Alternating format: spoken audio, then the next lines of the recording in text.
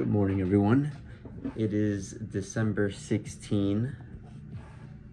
Wait, no, it's not. It's December 24. What am I on? It is December 24, Christmas Eve. Merry Christmas, everyone. I hope everyone gets to spend time with their family, their friends, their loved ones, their pets, their grandmas, their grandpas, their grandma's uncle, and everything in between. Quick physique update before we get our day started. The plan today, something nice for me. After we hit the gym, we're gonna hit the sauna, hit the massage chair. And when I come back, I'm gonna finish this Batman Sword of Azrael Gold Edition 1993. I hope you guys can see that. Look at that, beauty. Like I said, I've been fanboying over Batman these last couple of weeks, months, since forever. He's always been a personal favorite just because he's like the goth superhero or whatever. Not really, but he's dark. And, you know, I'm into that kind of stuff. Anywho, quick physique update.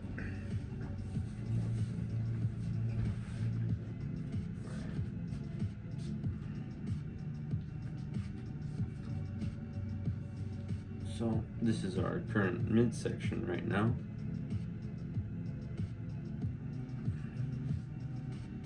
Side profile. Back profile.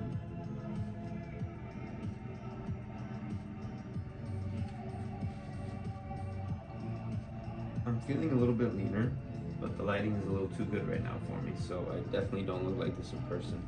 Still got some more pounds to shed. All right. Anywho, let's get the day started. I've already got my drink on, some liquid IV, my tea. That's how I'm starting my hydration for the day. I'll catch you guys soon.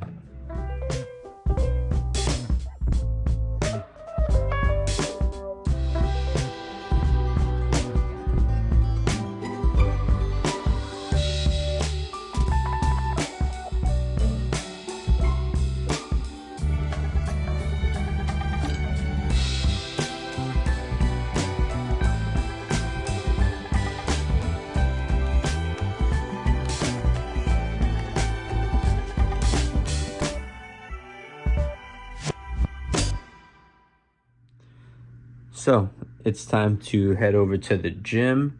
We're gonna hit some chest. It's a beautiful day out. The sun is shining. Let's get it. All right, so I'm on my way to the gym. I got myself a nice little C4.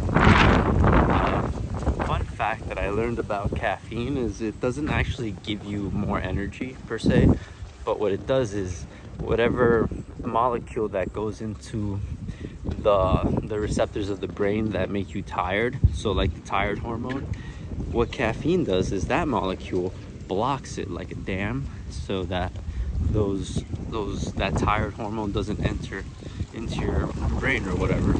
So fun fact. So we're making our merry way onto the gym. See, there's an end sign, but it's not even the end, just a new beginning.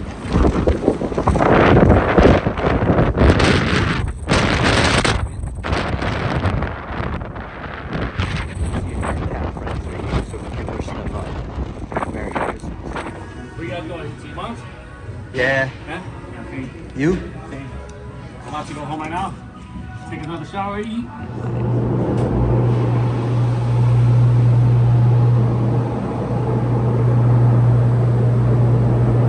Had a great workout. I hit the sauna, hit the massage chair. We're gonna go to Protein Land. And then afterwards, we'll go home.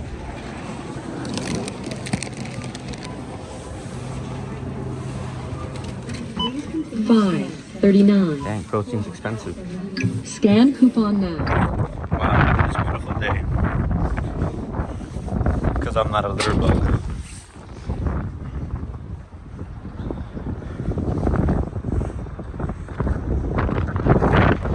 Ah, what a beautiful day. I'm gonna eat a protein bar now. It is such a nice day. I hope everyone has a great day today. I hope you guys are the best. Wow. So pretty. Happy birthday, baby Jesus.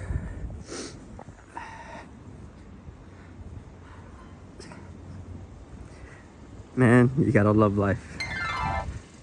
The audio on this came out pretty bad, so I'll do a voiceover. I was just talking about my fit, and I showed you my fit. I wasn't saying really anything important, but it was a good fit. I was gonna go to this Mexican spot first, but I'm gonna unite with one of my boys first, and I'll take you guys with me, so I'll be there shortly. Alright, so I'm united with my boy. Off to work. For him, I'm a customer. Just so I can return harder. Wanna be the shit starter, fuck around, make you a martyr. I'll make you famous, turn around and make you nameless. Cause you never understood how vital to me this rap game is. Save it.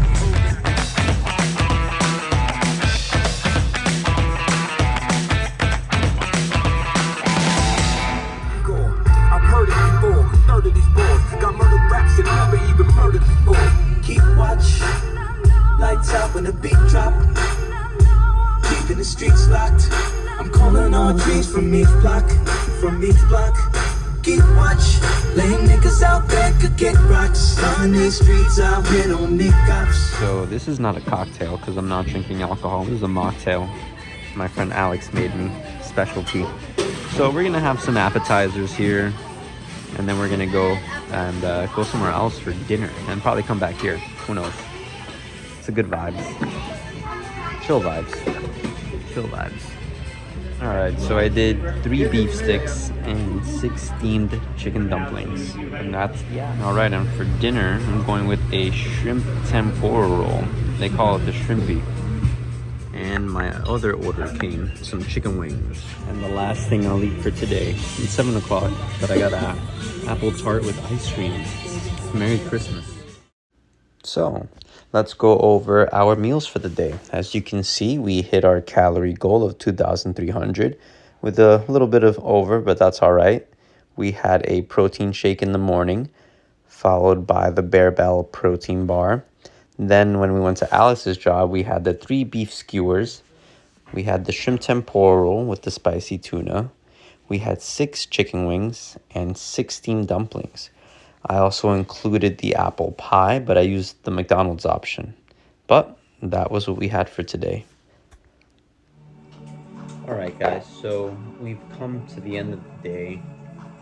And now it's time for us to review our next chapter in the book, chapter 3, which is titled How to Build Better Habits in 4 Simple Steps.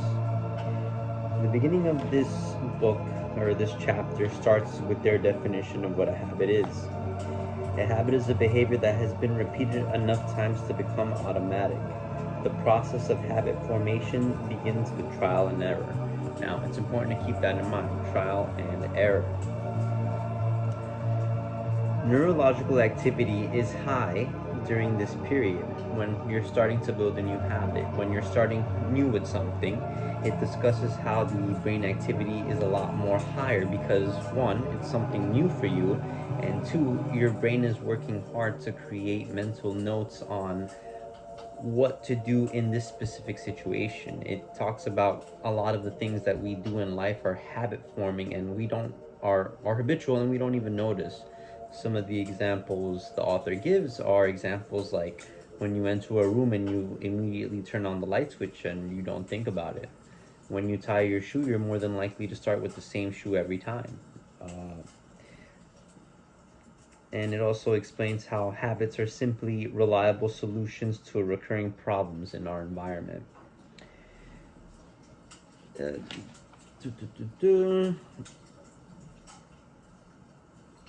Habit formation is incredibly useful because the conscious mind is the bottleneck of the brain. It can only pay attention to one problem at a time. Whenever possible, the conscious mind likes to pawn off tasks to the non-conscious mind to do automatically. Habits reduce cognitive load and free up mental capacity so you can allocate your attention to other tasks. The easiest analogy that I can think of is driving. In the beginning, when you first start learning how to drive, your hands are at the 6 o'clock and no, the 9 and 3 o'clock positions, I believe, and you're checking your mirrors, your rear view mirror. You're on high alert. Your mind is only thinking about driving and how to do this, and this. But then after a couple of years, you're eating lunch, driving with the knee, which I'm not condoning. I'm just saying I've seen people do it. And you're driving with your knee, eating a taco, talking on the phone, and you're not even thinking about the things you were once thinking about when you were driving. So once your mind or your body starts to get adapted to these habits, you don't really think about them, and then you can put that energy, that mental energy, into other things. We'll continue. It explains how some people have a misconception when it comes to having habits or having a schedule or things of that nature. The book mentions in quotations, "Will habits make my life dull? I don't want to pigeonhole myself into a lifestyle I don't enjoy."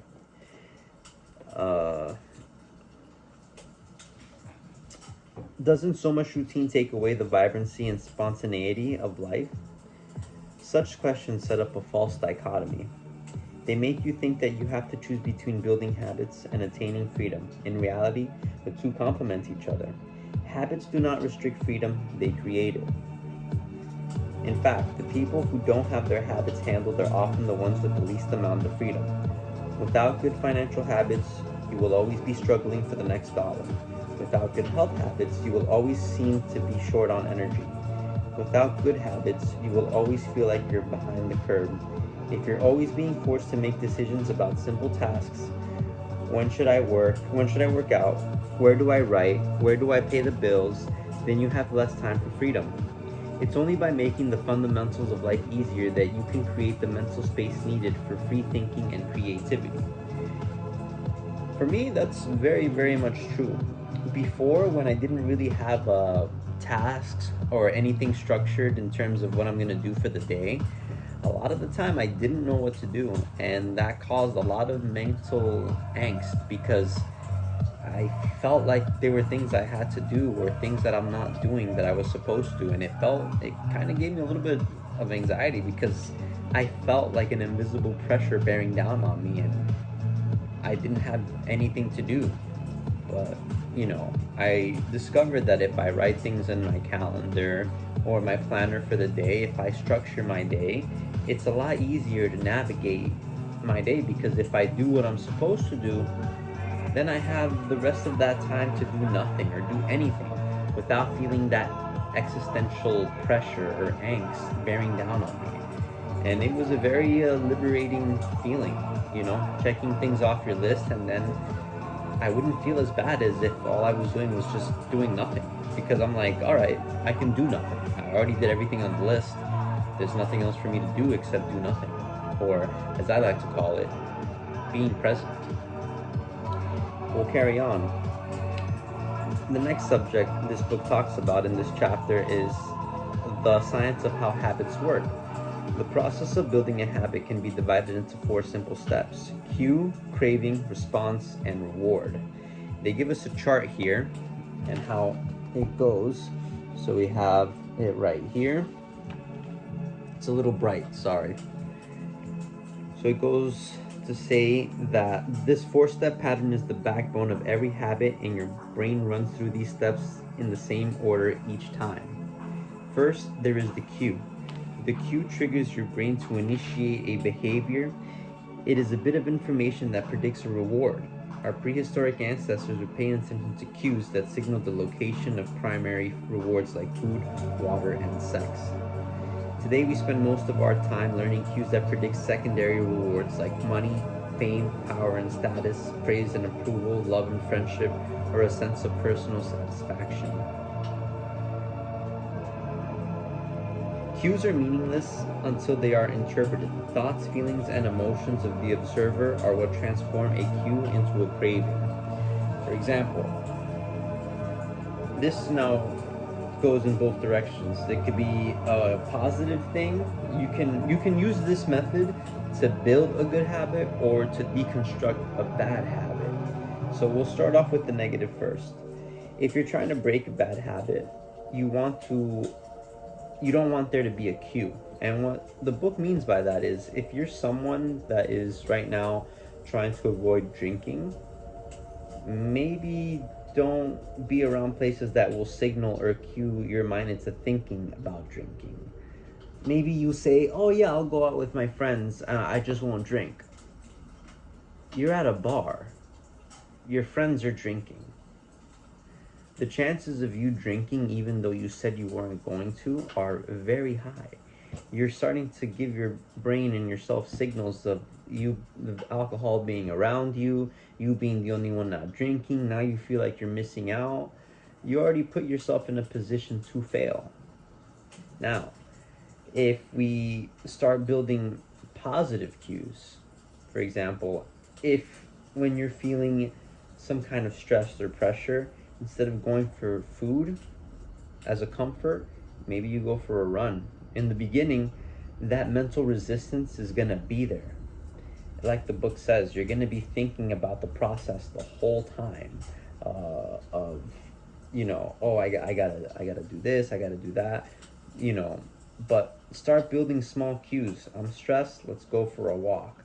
Walk turns into speed walking. Speed walking turns into a light run. Things like that. You want to start off small, and then that momentum then will build on to signal cues for different actions. I hope this is making sense. I feel like I kind of just went off track for a little bit, but let's continue. Hey, look, this is a habit, so trial and error, baby. Trial and error.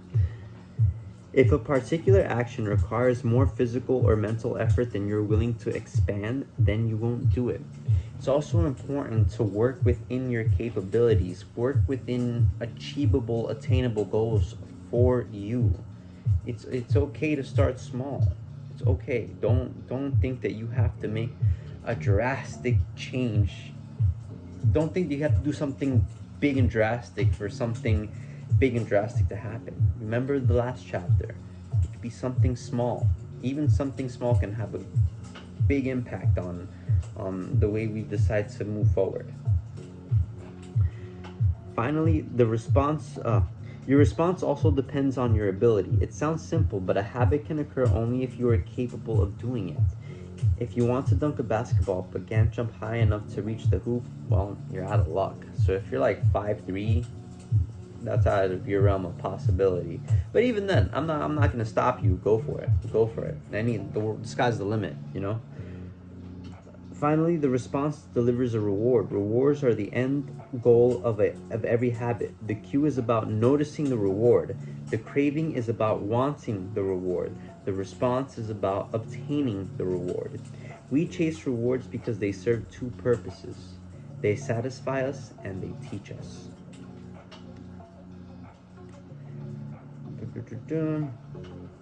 As you go about your life, your sensory nervous system is continuously monitoring which actions satisfy your desires and deliver pleasure. Feelings of pleasure and disappointment are a part of the feedback mechanism that helps your brain distinguish useful actions from useless ones. Rewards close the feedback loop and complete the habit cycle. If a behavior is insufficient in any of the four stages, it will not become a habit. Eliminate the cue and your habit will never start. Reduce the craving and you won't experience enough of motivation to act. Make the behavior difficult and you won't be able to do it. And if the reward fails to satisfy your desire, then you'll have no reason to do it again. As of late, when I was going on that run, when it was cold, very cold, it's like 18 degrees. When I was out there, didn't necessarily feel great, but I did feel a sense of pride over myself. like the book mentioned, once your pride gets involved, things start to change. Once I started feeling that pride of, oh man, I'm out here in this cold, I'm actually doing what I said I was going to do. I love this shit. And I said those words as I was running, enjoying the cold. I was welcoming it, just talking to myself as I was running, saying, I love this shit. I love this shit. I'm made for this. I'm built for this. And that satisfaction of repeating that to myself just kept me going. By the time the run was over, I was already thinking about the next one. Sometimes you have to talk to yourself in a way, convince yourself of certain things. You can make yourself believe anything you want. Just make sure the things that you believe are going to be things that are in alignment with your goals and in alignment with your identity, the person you want to be. Let's see. All behavior is driven by the desire to solve a problem. Sometimes the problem is that you notice something good and you want to obtain it. Sometimes the problem is that you are experiencing pain and you want to relieve it. Either way, the purpose of every habit is to solve the problems you face. And this is true on so many levels. So many levels. Let's look at the negative behaviors and the problems that they solve. And I'll talk from personal bad habits. I'm bored, I'll go for a snack. I used to have a tendency of whenever I was bored, I'd just go for a snack. But now whenever I'm bored, I'll go for a comic book, I'll go for a YouTube video, I'll do something and I'll remind myself, you're not hungry, you're just bored. Another thing that helps me with that is, there's gluttony is a sin, overindulging. Now, I'm not the most religious person, but I do want to mitigate as much sin as possible. I don't want to be a hooligan. So, gluttony is a sin, and I have to control my overindulgent nature, and that helps me. Now, another one.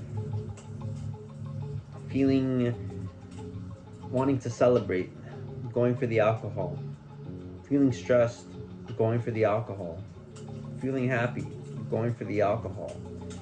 Social occasion, going for the alcohol. All these things, the alcohol used to be a solution for a lot of things because I'm not naturally a social person, and I would go for the liquid courage, and that solved the problem of my social angst. We were at a boring event, go for the drink. I was bored. This will make things a lot more entertaining.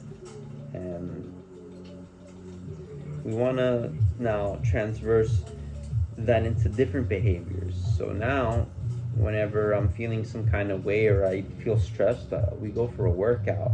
We meditate. We hit the sauna. We get a massage. We go do something. I'm just realizing now that a lot of this is just learning more about who you are and learning how to work with how your brain works. Get to know yourself. Getting to know yourself is going to allow you to be like, okay, I've been here before. I see the pattern. Let's take that domino out so that we stop the momentum of negativity there so we don't keep it going. For example, binger, I don't keep snacks in the house. So, small example, let's continue.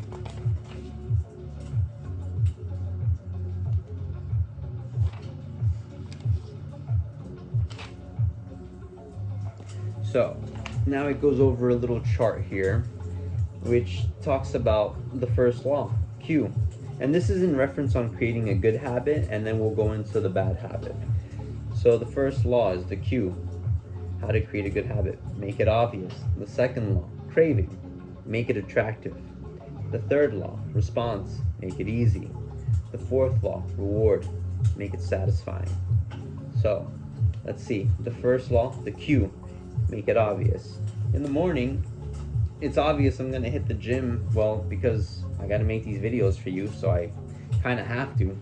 So, it's pretty obvious what I'm gonna do. I'm gonna hit the gym, or I'm gonna be active in some way, shape, or form in the beginning of the day.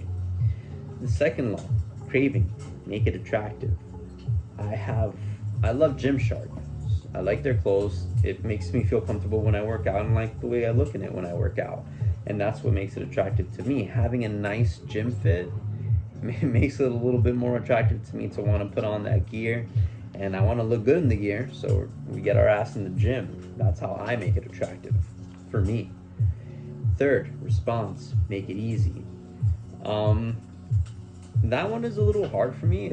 It's only now become easy because I enjoy the process. But I don't know, that the gym is a little tough because it's just showing up, and then it just gradually becomes easier going to the gym. The workouts don't really get easier, but there comes a point where the more challenging it is, the more fun it is. And then the fourth law is the reward, make it satisfying.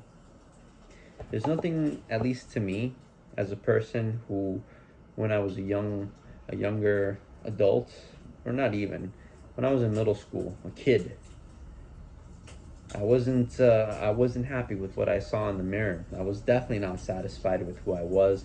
I wasn't comfortable in my own skin, none of that. But now, with the discipline, with the lessons that I've learned to love what I see in the mirror, the progress, the capacity, the potential that the human body has to change itself based on decisions, based on what you eat, is amazing to me. And now I can proudly say I'm more than satisfied, or the feeling of satisfaction is so immense when I finish a workout, because when I look in that mirror now, I love what I see. I love being who I am. I love my life, and I love everything about me. There are times where, yeah, I have my downs, but that doesn't make me not like myself. And this is all thanks to the gym. And this is why I make these videos, because it's easy to feel that way. And if I saw a child that age feeling that type of way, I wouldn't want them to feel that way. Or a grown person for that matter. There's no reason why anyone on this planet should not feel comfortable in their own skin or see themselves as beautiful. That doesn't mean be delusional about it. If you're fat, you're fat. Own it. Own it. Fat is fixable. That's okay. That's not a problem at all. If you and even if you want to be fat, that's okay with me too. It's your choice. But this channel is kind of directed towards a specific audience, which I'm gonna assume you want to get fit. No, I'm not calling you fat, but if you're looking for tips, maybe you're looking to improve, and the first step to solving a problem is to notice the problem. Now, it also talks about how we can invert these laws to learn how to break bad habits. For example, the inversion of the first law, make it invisible, the Q. Inversion of the second law, craving, make it unattractive. Inversion of the third law, response, make it difficult. Inversion of the fourth law, reward, make it unsatisfying. I'll use alcohol again because it's a little bit easier for me for the analogy. So the inversion of the first law, make it invisible. We won't keep any alcohol in the house. We won't visit any bars. We won't go out to any bars. Again, this is only if it's a problem for you. If you don't have a problem with alcohol, then you don't really, it wouldn't really apply for you. But you can put any problem and just use this template. Now the craving, make it unattractive. Since we're on the topic of alcohol, you just want to think about those people you see that maybe you've had one too many to drink and they're kind of making an ass of themselves. I've been there. That's pretty unattractive, you know. You've seen someone all sloppily drunk and shit, and it's just gross. It's kind of uncomfortable. I've been there, shamefully, and it is not attractive. The inversion of the third law, response, make it difficult. However it is that you make it difficult for alcohol, I guess it would just be shit, going outside. I don't really like to leave the house, so if it's not in the house, I'm probably not gonna expand any effort to go outside to get it. Inversion of the fourth law, reward, make it unsatisfying. Shit, it's nothing worse than a fucking hangover, I'll tell you that. Messes up your mood for the day, it messes up your gains, bloats you up, kills your brain cells. Just convince yourself of how unsatisfying it is. If we're talking about food, if you eat clean for a good amount of time and then you revert and eat something unclean, you might feel a little grossed out or even sick. And, you know, for example, I used to drink a lot of soda, even in the morning, for juice. Now it's like if someone gave me like a juice in the morning, I'd be like, are you nuts? It's so sweet. Can I get a cup of water? You can acclimate yourself to like and dislike almost anything. It's just a matter of repetition. Whenever you want to change behavior, you can simply ask yourself, how can I make it obvious? How can I make it attractive? How can I make it easy? How can I make it satisfying? It's kind of just repeating itself now. But our last point here, the key to creating good habits and breaking bad ones is to understand the fundamental laws and how to alter them to your specifications. Every goal is doomed to fail if it goes against the grain of human nature. Your habits are shaped by the systems in your life. So that's pretty much it.